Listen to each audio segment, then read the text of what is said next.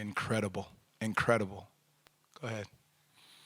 Coach, for a young group, it's nearly impossible to replicate what it'll be like in a Game 6 do or die situation. How did you like your young group's ability to handle that moment and come away with a win tonight? Loved it. I loved our energy. I loved our poise.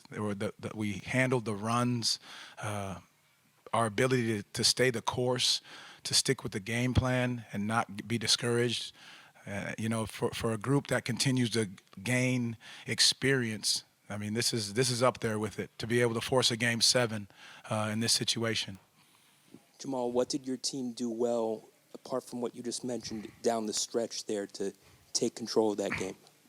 There was just a poise about them. They understood what the game plan was. They didn't try to chase it. They knew what we were trying to accomplish down the stretch. Guys make big plays. They trusted each other. They trusted the pass. They understood who had it going, and they didn't shy away from it. And it's always been by committee. We talked about Cole this morning, and I think he stepped up big time. I mean, this group is very special in the way in which they keep pulling for each other no matter what's happening. What was it that prompted you to play Cole down the stretch? What were you seeing? What was your gut telling you? He had a pop about him. He had energy about him. I think he got himself going a little bit early. I thought he did a great job defensively, staying with the game plan. I think those are the things that, you look at throughout the game, and I thought he did a tremendous job. What was the message to the team after they opened the second half on a 17-4 run? Stay the course. Stay the course. It's a long game, and we have to understand it's a game of runs. And we've been in plenty of those where we've been on runs and where the runs have gone against us. But to be able to stay the course and you look up and you get it down and it's a 7-point game, to be able to stay the course, make the right plays, get stops to get out and run. Jamahl, two questions for you. The first is following up on that. What did you see that your team did wrong in those opening minutes of the third quarter that you reversed? Well, I think we were trying to chase a couple matchups here and there, and so it led to the tough shot quality. So they were able to get out on the break and see some easy baskets. I think Donovan did a great job of getting downhill, getting easy layups. So I think that sparked it a little bit, and so their ability to stay the course regardless of what was going on, because he was going, but again, the other guys didn't have it going as much.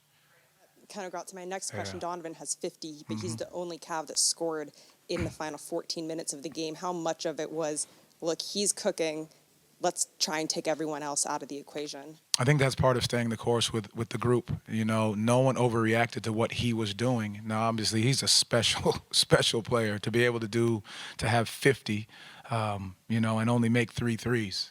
I think that's very special. So his ability to do that, but our guys not to overreact nor panic to what was happening, because we continued to share it, move it. Guys make big plays, continue to trust the pass, trust each other.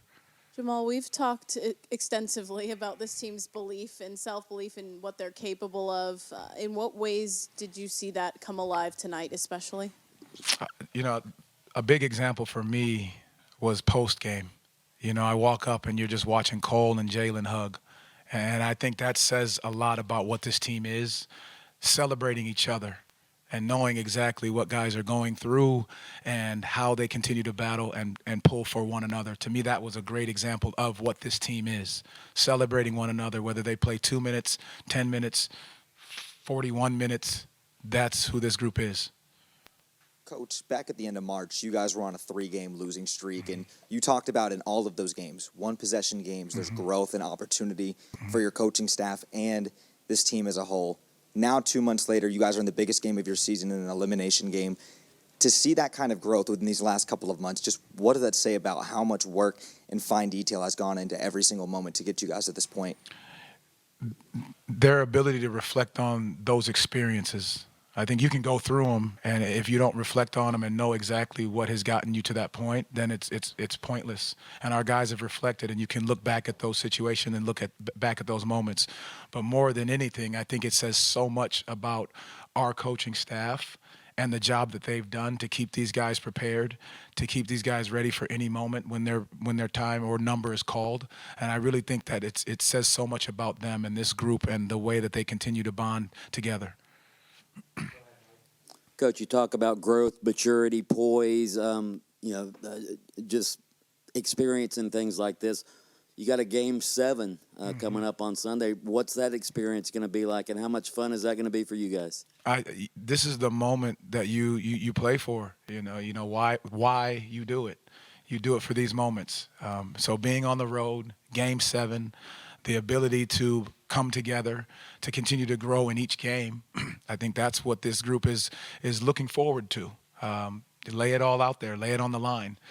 One opportunity. And I think these guys will all embrace that, knowing what they're capable of doing. It's not going to be easy, nor do we want it to be easy. That's what this group has always embraced all year long. The harder it is, the better we will be. Was Gary close to playing, and just how is he doing? Gary was close again, and he'll come in tomorrow, get a little bit of treatment, and we'll reevaluate him after that. Thank you, Coach Mose. Thank you all. Appreciate it.